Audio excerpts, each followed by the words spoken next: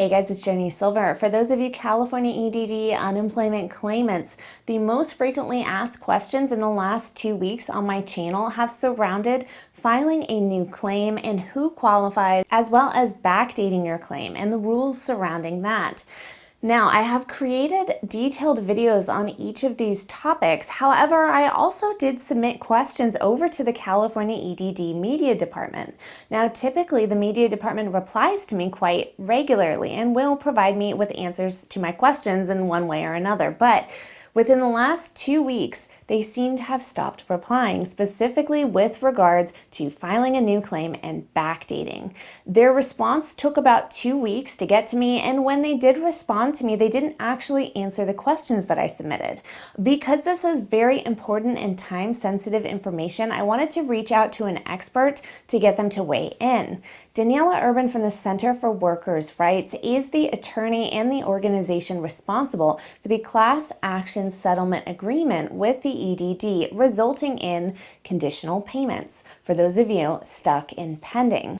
As an attorney who works with EDD clients, she is extremely well-versed in EDD policies, Department of Labor directives, and other relevant information. So this 18-month, 12-month confusion has been really, confusing to a lot of claimants. The EDD has been stating on Twitter, in their press releases, their benefits year-end page, everywhere, that if they receive wages within the last 18 months, that they may qualify. Now, most claimants at this point know that they need to have wages within a base period, but it seems to be a point of confusion that the EDD is now denying their claims if they didn't have enough wages within their last benefit year, so within 12 months since they started their unemployment claim. And the EDD isn't really communicating that. Can you clarify on this 12-month, 18-month rule just a little bit for us? Sure. There's two requirements for a claimant to be eligible for benefits again for a subsequent application for benefits. The first is sufficient earnings in the base period. So we use the regular tables that EDD provides in order to determine base period earnings. But the second is a reattachment to the workforce. So you need to have earned at least $1,300 since your last application for benefits. And some claimants have gone back to work for some period of time, so they might have that, whereas other claimants haven't worked since the last time they filed. And even if they had earnings in the base period because they had earnings pre-loss of work, they will not qualify for a new claim until they reattach again. Okay. I think that that's unfortunately something that's not being communicated to claimants. It was honestly difficult for me to find that information. And as a resourceful person who's used to digging for EDD information, I had to go into I think it was their benefits year-end page, and then to the eligibility page, and then into a specific PDF document that was linked just about at the bottom of the page. And then within that document, there is about 2 lines of text that clarifies that information. And it's quite a lengthy document. Is there a way that EDD is communicating this to claimants that are reaching the end of their benefit year? Because many are going to find, unfortunately, that they don't qualify when they may be believing that they will. So in typical times, when you reach the end of your regular benefits, EDD does send a notice saying that you've exhausted your benefits and you won't have additional benefits until you reattach to the workforce and earn sufficient wages. But because we've had so many extensions for so long, I don't think EDD has been clear in letting claimants know what's needed to qualify for a new claim. Yeah. I think another issue that we're seeing is that some claimants already did reapply for benefits, but were then moved back to the extension because they had a higher weekly benefit amount on their old claim than they did on their new claim. With the DNCP. Yeah. Exactly. So that complicates it even more because those folks will have their eligibility based on their prior application, even though it's now a current application for benefits having been on an extension. So it does get complicated based on when you had earnings, but EDD could definitely be more clear about these eligibility determinations because this is their regular process. So it should be clear always, not just right now when we did have some extensions available. Yeah, it's very frustrating because right now people need clear terms of what to expect. If they're not going to qualify, they need to know, and they need to know it in advance. And for the most part, people are trying to get back to work, but they need to make plans based on what's going to be available to them in terms of emergency coverage, et cetera. So are you seeing any of your claimants reapply after they reach the end of their benefit year who did not have sufficient wages within their last benefit year, but did have those earnings within the base period earlier? Are you seeing any of them at all qualify for a new claim? So we have seen people in prior months qualify, but since the end of the programs, with the delays at EDD, we haven't seen responses yet to those new applications. So there were claimants that were put on new benefits years at some point since the end of the last quarter, so sometime between July and September, that were put on new benefits years. So they are processing those claims. But because we saw such a mess with the reapplication process, a lot of claimants are going to have difficulty in accessing the next application because they may have that unwarranted disqualification on their account, and those are hard to purge from the EDD accounts. So once there is an application for benefits, EDD often will have delays in allowing a claimant to submit a new application to get rid of that prior disqualification. So the fact that it's been unclear could actually create difficulties for EDD in the future. Okay, so are you seeing that from people who were issued a DNCP notice, or who are you seeing that for specifically? I haven't seen it yet in this round. Okay. For those who were on PEUC being moved to their new benefits year, we also haven't seen any specific issues with that.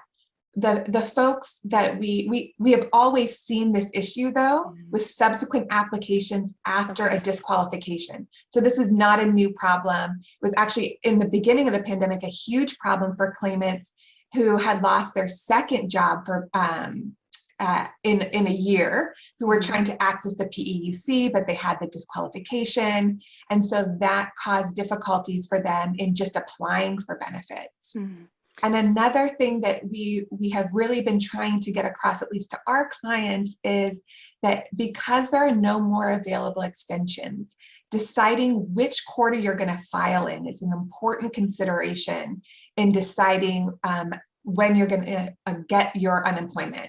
And sometimes you want to just get it right away, but you might want to wait until the next quarter if you're going to have a higher weekly benefit amount or a higher maximum weeks of benefits, because you will exhaust your benefits now since there are no available extensions. Yeah. And without those supplemental federal programs, just getting an extra few dollars each week can be really important for claimants.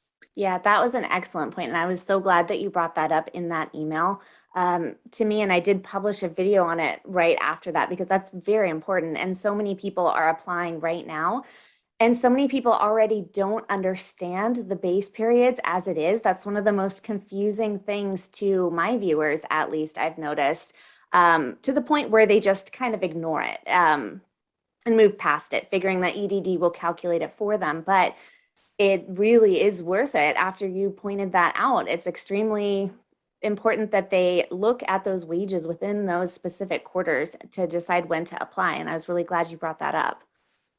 So my next question for you, in terms of backdating, have you found or have you heard a confirmed deadline for backdating pre-existing claims? Because EDD has stated, and the Department of Labor has stated, by October 6th is the deadline for filing a new PUA claim and backdating that new PUA claim. However, in asking the EDD and in searching through all the UIPL notices, the Department of Labor directives, I can't find a deadline for pre-existing claims. Do you have any idea about that?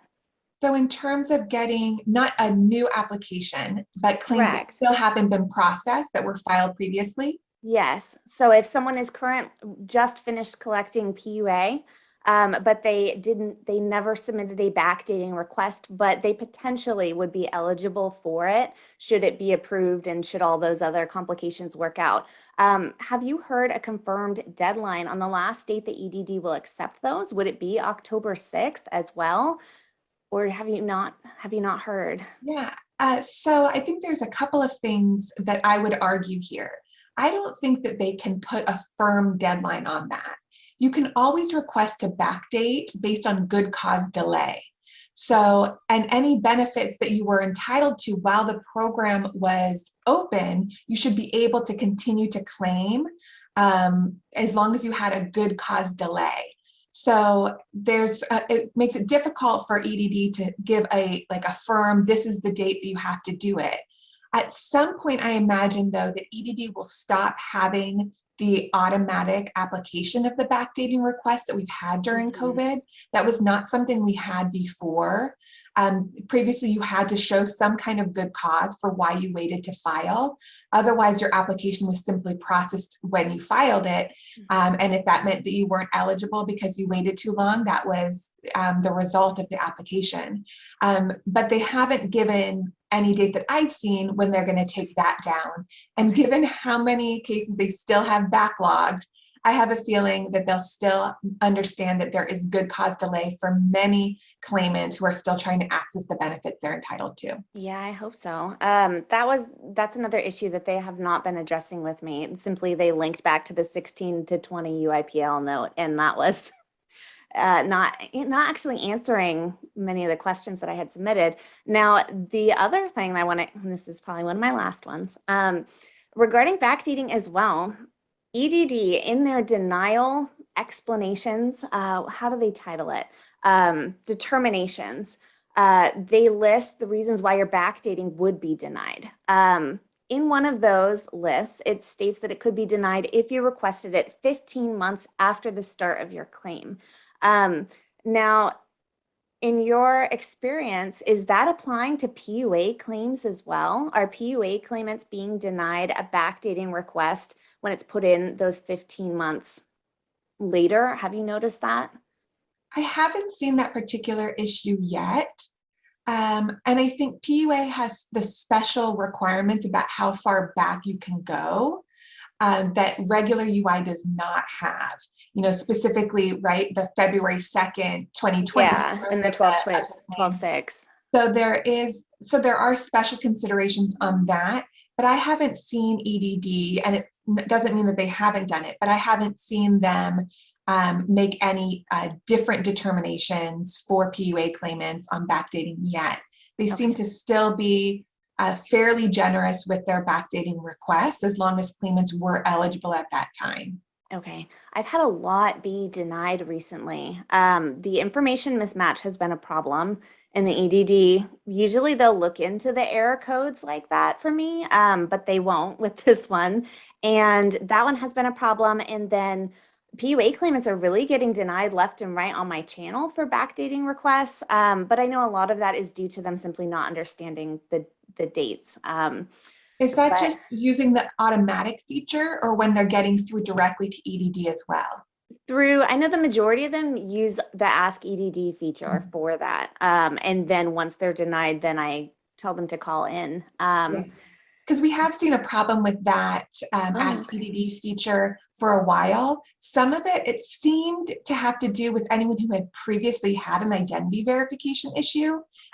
For whatever reason, when they used the auto backdate, it didn't work. But there were other claimants that we couldn't figure out why it didn't work. But then ultimately, once we got through to EDD, we were able to get it backdated.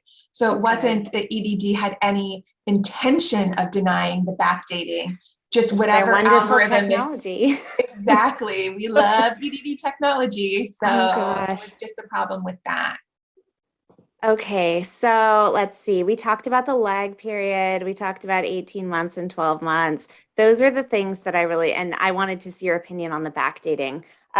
Those are the things that I just really wanted someone else who's not a weird person on the internet to explain. Since the EDD wouldn't get back to me on those. And it's too bad that they're really not communicating those important time-sensitive details. So it's very frustrating to claimants right now. Just for your viewers too, if they have just recently submitted a new application and are realizing now after watching your videos that they're not going to have the base period earnings, they should send a message over the Contact Us feature on EDD asking to cancel the claim, to at least have that proof later on. They do try to apply in a new quarter where they do have qualified earnings, that they have a basis for having withdrawn that prior claim, and they won't have that disqualification to cancel before payments. And so that's one reason that if you are seeing that you're not qualified for it, then and you want to make that determination, or you might qualify for it, but you're going to have such a small award that you would prefer to wait to the next quarter. Especially, we're only 2 weeks away from October, so it makes sense for some claimants to wait those 2 weeks if they're going to get an award that's substantially higher. Yeah. But canceling is difficult because you have to get through the EDD. And so that's why I say send the Contact Us message so that you have it as evidence later. Because, trying to get through on the phone is, not worth it usually. Now, if someone does receive an award letter, but they have not yet received a payment and a payment has not been dispersed, can they still cancel once they see that award letter if they catch it in time before they certify and hit that paid status? They can. From that notice of UI award, you should have 10 days to cancel as long as you don't start certifying and receiving payments. Okay, that's very good to know. Is there anything else that you feel that claimants really need to hear right now? Anything that you need to say? Any support that our claimants can give to your agency? Or I mean, I feel for everybody who's had their unemployment benefit stop. It's still such a huge problem. And even if you do have a new application, the delays in processing the eligibility are so long right now that there's really no immediate payment of benefits. And I really hope that EDD is looking at their procedures and trying to expedite some of these claims. Yeah. Okay. All right. Well, I'm going to ask one last thing. Is there anything that Center for Workers' Rights is working on right now following your litigation with the pending certifications? Is there any next big project that you're working on? Well, we're still working on that.